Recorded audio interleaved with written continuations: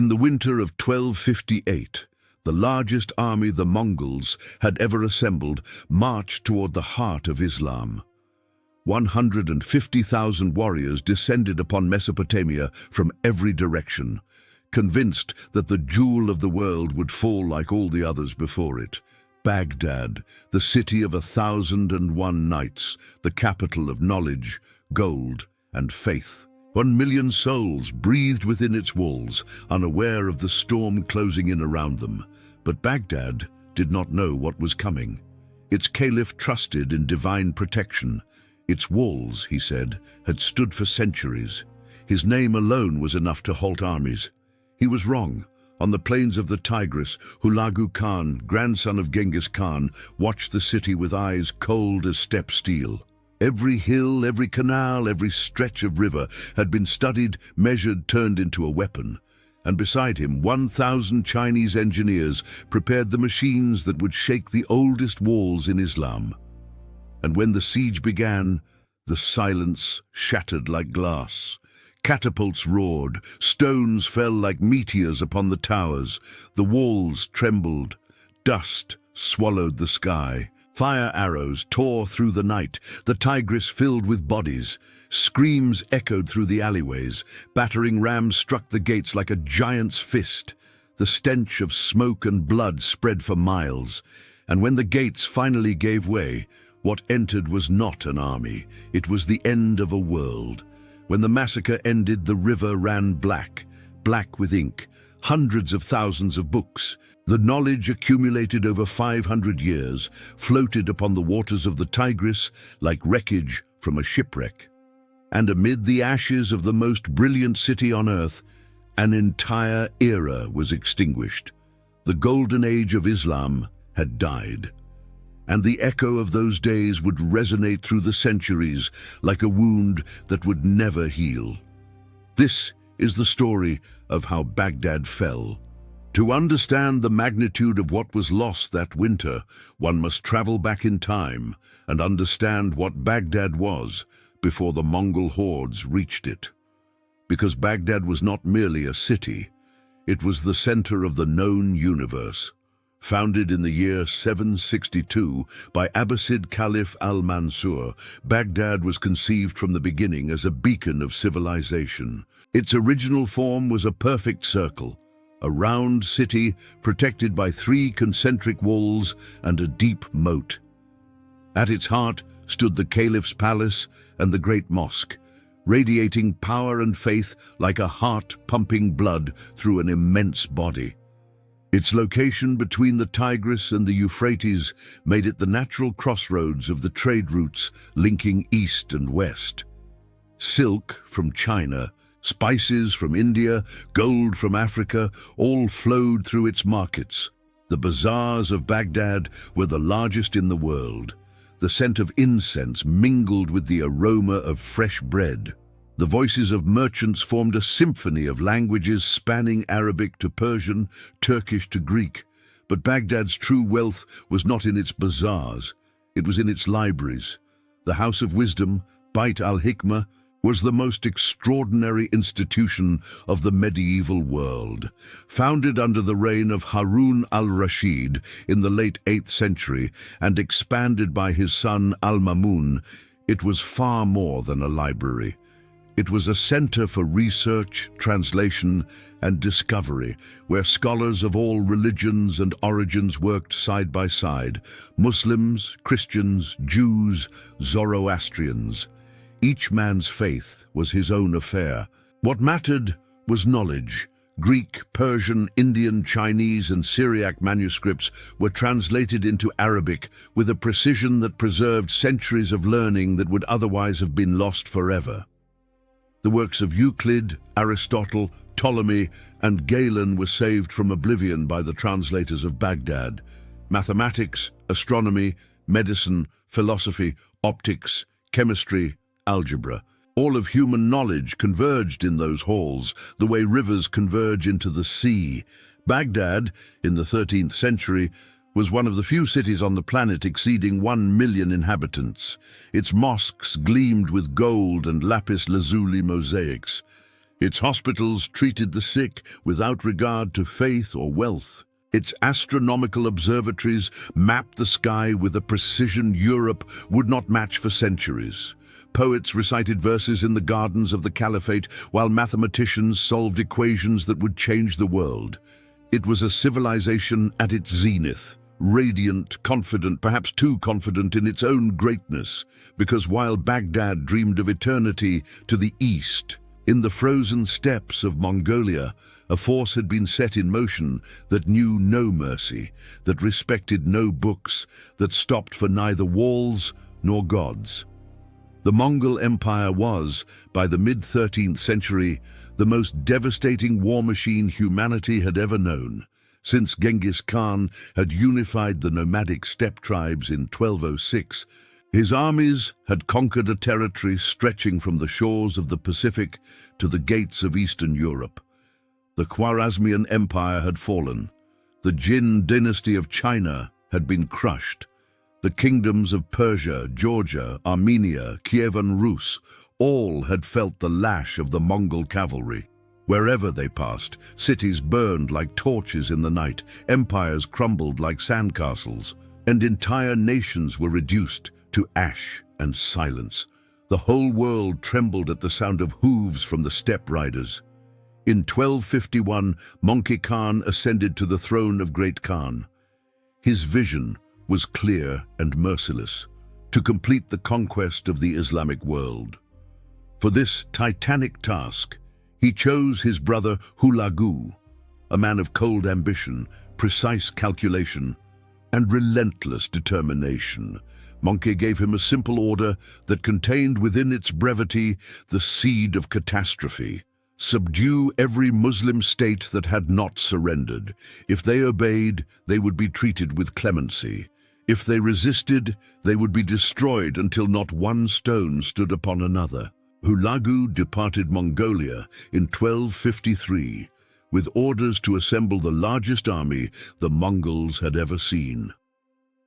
By decree of the Great Khan, 2 out of every 10 men of fighting age across the entire empire were conscripted for his campaign. It took years to cross Central Asia, but when he finally reached Persia, the earth shook beneath the weight of his army. Mounted Mongol warriors, the finest horsemen in the world, formed the core of the force, but they did not ride alone. 1,000 Chinese siege engineers, masters of catapults, trebuchets, and incendiary weapons, marched alongside them with their machines of destruction. Armenian and Georgian soldiers, eager to avenge decades of conflict with the Islamic world, swelled their ranks with religious fervor. Turks, Persians, Franks from the Principality of Antioch. It was a multinational coalition of destruction, a serpent of steel and fire crawling across the world, united by a single purpose: total conquest. Their first target was the fortress of Alamut, the nest of the Nizari assassins, the most feared sect in the Islamic world, perched in the Elburz Mountains like an eagle on its crag. Alamut had defied sultans and caliphs for nearly 2 centuries. In 1256, it fell. Its priceless libraries were destroyed. The assassins, whose name alone was enough to make kings go pale, ceased to exist as if they had never been. Now, Hulagu turned his gaze toward Baghdad. And in that gaze there was no doubt, only certainty. The man who ruled Baghdad in those dark days was Al-Mustasim Billah, the 37th and last Abbasid Caliph. History has not been kind to his memory.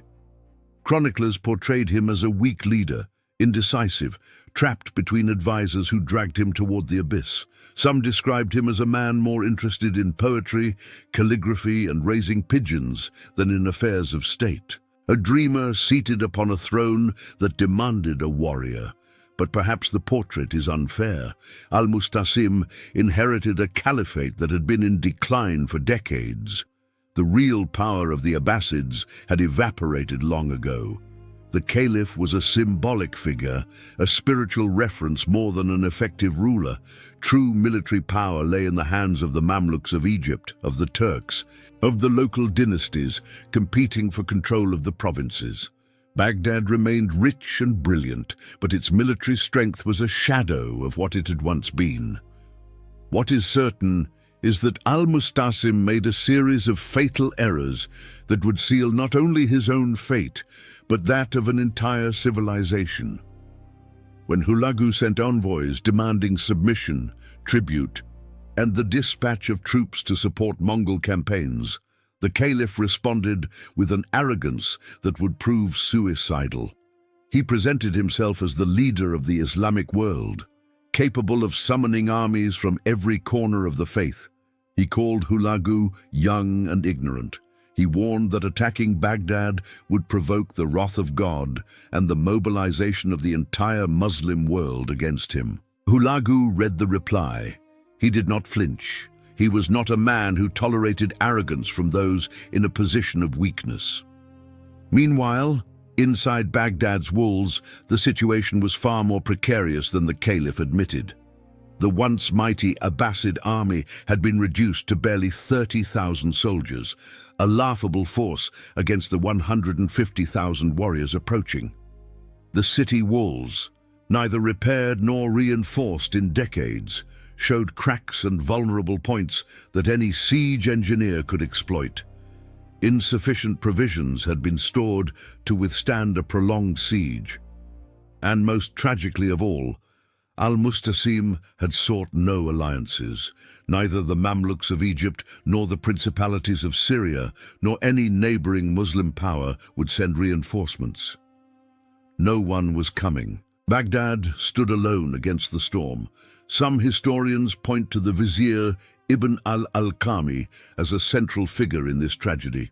Advisor to the Caliph and, according to many Arabic sources, a traitor to his cause, Ibn al-Alqami reportedly counseled the Caliph to reduce the size of his army and not prepare for war. Some medieval Muslim chroniclers openly accused him of secretly inviting Hulagu to attack the city, of persuading the Caliph and Sunni nobles to go to the Mongol camp, where they would find death. Whether through deliberate treachery or fatal incompetence, the result was the same. When the Mongol storm unleashed its fury, Baghdad was naked. In November of 1257, Hulagu's army set out for Baghdad. The operation was designed with the precision of a perfect military pincer. 3 columns advanced simultaneously from different directions, like the fingers of a hand slowly closing around its victim's throat. From the northwest, General Baiju crossed the Tigris at Mosul with the help of the local emir, Badr al-Din Lulu, who provided supplies and river access in exchange for his own survival. From the southwest, the fearsome Kitbuka advanced through Khuzestan, crushing local resistance along the way. And from the center, Hulagu himself marched with the main body of his forces through Kermanshah, which was sacked as a warning of what was to come. The earth shuddered beneath the weight of 150,000 men and tens of thousands of horses. Their hooves raised dust clouds that darkened the horizon like an artificial sandstorm. Carts loaded with disassembled catapults, iron-plated battering rams, and siege machines built by Chinese engineers crawled along the roads like metallic beasts. The sound of Mongol war drums could be heard from miles away. A steady, relentless rhythm, like the heartbeat of a dark force drawing ever closer. By mid-January of 1258, when Baiju's vanguard reached the outskirts of Baghdad, the Dawadar, commander of the Caliph's army, attempted a desperate sortie. With 20,000 infantry, he struck the Mongol advance party and forced them to retreat briefly. The Abbasid soldiers celebrated. They cheered. They lit bonfires in their camp, believing they had proved Baghdad still had claws. It was the last flicker of hope, and it was a trap. That same night, the Mongols breached the dikes of the Dujail Canal. The waters flooded the Caliph's camp while the soldiers slept or celebrated. Thousands drowned in the darkness, trapped between mud and current, not even knowing where death was coming from. Others were stranded in the mire, unable to move, as Mongol cavalry encircled them at dawn like wolves surrounding wounded lambs. It was a perfect trap, executed with the coldness of someone crushing an insect. The survivors fled back to Baghdad, drenched, terrified, dragging with them the news of a disaster that was only a prelude to something infinitely worse. By January 22nd, the three Mongol columns had linked up around Baghdad. The city was completely surrounded. There was no way out. The Mongols did not hurry. They did not need to. For a week, with the patience of predators who know their prey cannot flee, they built their siege lines. They raised a wooden palisade and dug a deep trench around the entire city. Pontoon bridges were thrown across the Tigris north and south of Baghdad, with iron nets hanging from them, bristling with hooks, to catch anyone trying to escape by river. Every escape route was sealed with soldiers and barriers. Every canal was cut or diverted. Baghdad became a cage from which nothing could enter or leave. On January 29th, 1258, the siege began in earnest. The 1,000 Chinese engineers deployed their catapults and trebuchets with terrifying efficiency.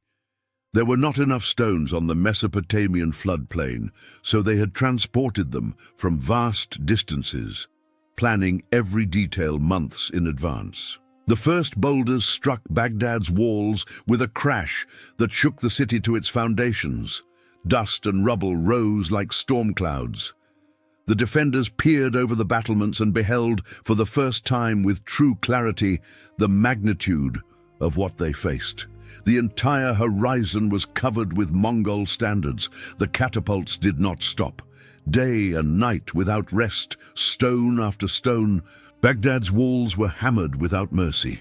The Chinese engineers launched fire arrows that traced arcs of flame across the night sky like shooting stars that brought destruction instead of wishes. Flames caught the buildings near the walls. Smoke rose in black columns visible for miles. Iron-plated battering rams advanced toward the main gates, shielding the warriors, pushing them from the arrows, boiling oil and stones that the defenders hurled from above with the energy of desperation. By February 5th, barely a week into the siege, an entire section of the eastern wall had collapsed. The debris formed a ramp of destruction up which Hulagu's troops began to climb. The Mongols controlled a stretch of wall, and their elite warriors had already breached the outer defenses. Inside the city, panic spread like wildfire. Rumors raced through the alleyways faster than arrows. The Mongol army is invincible. The walls have fallen. There is no salvation. There is no escape. The end has come. Al-Mustasim, desperate, finally understood what his advisors had hidden from him for months. He tried to negotiate. He sent envoys to Hulagu's camp, offering tribute, total submission, anything to stop the slaughter ahead. Hulagu had them executed. Then 3,000 of Baghdad's nobles, the city's most prominent families, men who had governed provinces and administered justice for generations, came out under a white flag to attempt separate negotiations. Every one of them was killed without exception. There was no dialogue. There was no mercy. Hulagu had made his decision long before the first stone struck the walls. Baghdad had rejected the offer of surrender when it had the chance. Now Mongol protocol was implacable. Only destruction remained. On February 10th, 1258, Al-Mustasim left the city and surrendered personally to Hulagu. The last Abbasid caliph walked between rows of Mongol warriors, watching him in silence. A broken man, dragging the remnants of a dignity that no longer belonged to him, like a cloak torn to shreds. His sons and the last members of his court accompanied him. His footsteps echoed on the clay ground like the beats of a heart that knows it has only a few pulses left. Hulagu received him seated. With mineral coldness, he told him to sit, and waited.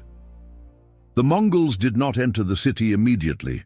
They waited 3 days, 3 days of unbearable silence, during which 1 million people inside the walls knew what was coming but could do nothing to prevent it. The air thickened with fear. Mothers clutched their children as if their arms could stop what the walls had not. The elderly prayed in the mosques, their voices trembling like flames about to die. Scholars hid manuscripts under their robes, inside walls, in dry wells, with the desperate hope of saving some fragment of the knowledge accumulated over centuries. The silence was worse than the bombardment, because in the bombardment there was noise, chaos, movement, the possibility of action. In the silence there was only waiting, and the waiting was the cruelest torment of all. February 13th, 1258. That day, likely the bloodiest in human history up to that point, the Mongols entered Baghdad. What followed defies the power of words to describe. It was not a conquest. It was not a sacking. It was a systematic, methodical, calculated, absolute annihilation. Mongol warriors advanced through the streets of the greatest city in the Islamic world, with swords drawn and eyes emptied of all compassion. Men, women, children, the elderly. There was no distinction. There was no mercy. There were no exceptions. Those who tried to flee were intercepted at the gates or caught in the iron nets on the river. Those who hid were dragged from their shelters by soldiers who searched every house, every cellar, every crevice. Those who begged were silenced with iron. Screams filled the air like a storm that will not break, steel against flesh, the crunch of bone, the roar of buildings collapsing. The streets ran red. Blood flowed between the cobblestones like tributaries feeding a river of horror. Bodies piled in the squares, on the bridges, along the banks of the Tigris. The mosques were razed. Their golden domes collapsed in flames and rubble like suns going dark. The hospitals, which for centuries had treated the sick of every creed and asked for nothing in return, were destroyed along with their patients. The palaces, with their orange gardens and marble fountains, were stripped to their foundations. Every jewel, every coin, every bolt of silk, every gold object was torn from the city like flesh from a bone. Georgian and Armenian soldiers, driven by centuries of religious resentment, raged with particular fury through the Sunni quarters. But the worst destruction, the one that would make history weep for centuries, was not of buildings or of lives. It was the destruction of knowledge. Baghdad's 36 public libraries were stormed one by one. The books, hundreds of thousands of them, manuscripts holding the accumulated wisdom of half a millennium of civilization, were torn from their shelves and hurled into the Tigris. Survivors would later recount, in voices broken by horror, that the river ran black for days, black with ink. Pages from treatises on algebra, star charts, studies of medicine, philosophical commentaries floated on the water like fragments of a shattered dream. Some chroniclers claimed so many books were thrown into the river that they formed a bridge a man could cross on horseback. Others said the waters of the Tigris turned first black with ink and then red with blood. Both were true. Ink and blood mingled in the current, and with them flowed the knowledge of an entire civilization. The House of Wisdom, the institution that for 5 centuries had been the intellectual beacon of the world, ceased to exist in a matter of hours. The translations of Euclid and Aristotle, the astronomical calculations of Al-Khwarizmi, the medical treatises that had saved countless lives, all became floating pulp in a blood-soaked river. What Europe would slowly rediscover during the Renaissance, Baghdad had possessed and cultivated for centuries, and now it sank into the murky waters of the Tigris. While Baghdad burned, Al-Mustasim was forced to witness every moment of his city's destruction and his people's slaughter. Hulagu compelled him to reveal the location of his hidden treasures, and the Caliph, between tears and trembling, obeyed. Mountains of gold, precious stones, silk fabrics, and objects of incalculable value were extracted from the palace vaults and loaded onto endless processions of Mongol carts. When the massacre finally ended, after a week of unbroken carnage, Hulagu executed Al-Mustasim. The Mongols believed that royal blood spilled directly upon the earth would cause natural catastrophes, earthquakes, floods, the wrath of the heavens. So they wrapped the last caliph of Islam in a carpet and trampled him with horses until life left his body. All his sons were executed except one, who was sent to Mongolia, where he lived out the rest of his days in complete obscurity. A daughter was taken as a concubine for Hulagu's harem. The Abbasid dynasty, which had governed the Islamic world for more than 500 years, was extinguished beneath the hooves of the conqueror's horses. For the first time since the death of the Prophet Muhammad, 636 years earlier, Islam had no caliph. The silence that followed was deafening. When the last scream faded and the last fire burned out, what remained of Baghdad was unrecognizable. A charred skeleton where the most brilliant city on earth had once stood. The irrigation canals that for millennia had sustained Mesopotamian agriculture were destroyed or choked with rubble. Corpses lay heaped in the streets in such numbers that Hulagu had to move his camp upwind to escape the stench of decay that wrapped the city like an invisible shroud. The silence that fell upon Baghdad was the deepest that land had known in 1,000 years. There were no voices in the markets, no prayers in the mosques, no children's laughter, no poets' songs, no scholars' debates. Only the wind blowing over the ruins, carrying ashes and burned pages like dead leaves from an autumn that would have no spring. Estimates of the death toll vary enormously. Hulagu himself, in a letter to King Louis IX of France, stated that his army had killed 200,000 people. Later, Muslim chroniclers raised the figure to 800,000, even 2 million. The exact number will never be known. What is certain is that Baghdad's population, which had been roughly 1 million before the siege, was reduced to an insignificant fraction. The city would remain depopulated and in ruins for centuries. Some survived. The Nestorian Christians were spared thanks to the intercession of Doks Khatun, Hulagu's Christian wife. The Shia also received safe conduct. According to some sources, thanks to the influence of the astronomer Nasir al-Din al-Tusi. Merchants who had maintained relations with the Mongols were instructed to mark their doors so their houses would be spared. But these exceptions, these small islands of mercy in an ocean of blood, only made the contrast with the rest of the city's fate more brutal. A handful of scholars managed to save fragments of the knowledge. Nasir al-Din al-Tusi had succeeded in transferring approximately 400,000 manuscripts to the observatory at Marageh before the siege. It was a heroic act of salvage, a race against time to rescue what could be saved from the shipwreck of a civilization. But for every book that was saved, thousands were lost forever in the waters of the Tigris. The consequences of Baghdad's fall extended far beyond its broken walls and rippled through time like waves across a pool of blood. The Islamic world was decapitated, without a caliph, without a center of power, without the intellectual and spiritual reference that Baghdad had represented for 5 centuries. Islam entered a period of fragmentation, retreat, and conservatism from which it would take generations to recover. Some historians have said it was the most devastating blow ever struck against the Islamic world in so short a time. That imagining the Athens of Pericles and Aristotle obliterated by a nuclear weapon only begins to suggest the enormity of what happened. Mesopotamia's irrigation system, which had sustained the region's agriculture for millennia, was destroyed beyond immediate repair. The Mongols filled the canals and left Iraq too depopulated to restore them. Fertile land that had fed millions gradually turned to desert.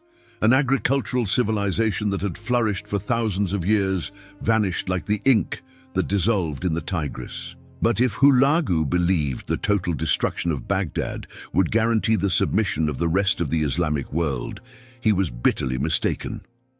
2 years later, in 1260, the Mamluks of Egypt, inspired precisely by the horror of what had happened in Baghdad, gathered their forces and crushed the Mongol army at the Battle of Ain Jalut on the plains of Galilee.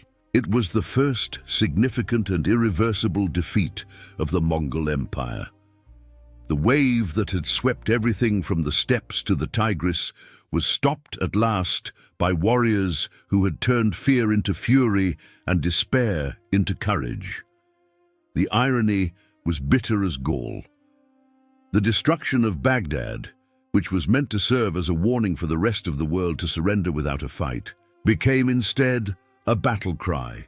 If Baghdad could fall, then nothing was safe, and if nothing was safe, then there was no choice but to fight to the last breath. Centuries have passed since that February of 1258. Baghdad was rebuilt, slowly, painfully, stone upon stone, but it never recovered its former splendor. The city would not reach its pre-siege population again until the 20th century, and it never, ever regained its position as the center of universal knowledge. The golden age of Islam, that luminous era in which the Islamic world had been the guardian of human knowledge, the bridge between classical antiquity and the modern world, was extinguished in the black waters of the Tigris in 1 week of February.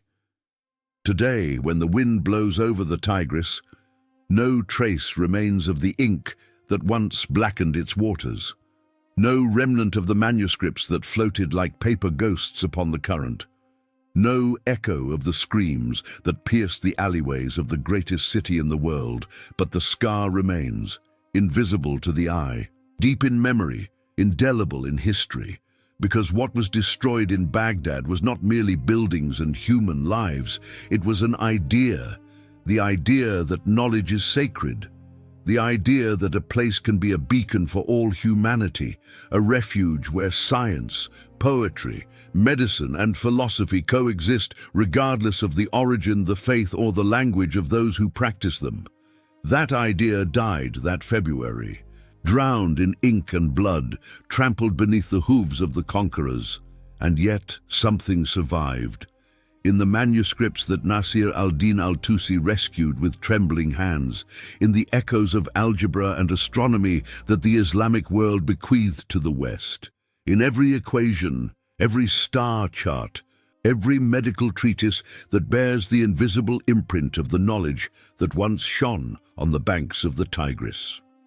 The House of Wisdom was destroyed, but its legacy crossed the centuries like a flame that refuses to die, like an underground river that keeps flowing though the surface is dry. Empires rise and fall, cities are built and crumble, armies march and vanish. But knowledge once shared, once planted in the minds of those who receive it, is indestructible. And that is, perhaps, the deepest truth left by the fall of Baghdad, that you can burn a library, but you cannot burn an idea, that you can destroy a city, but you cannot destroy the hunger for knowledge that built it. The Tigris still flows, silent, eternal, indifferent to the passing of empires.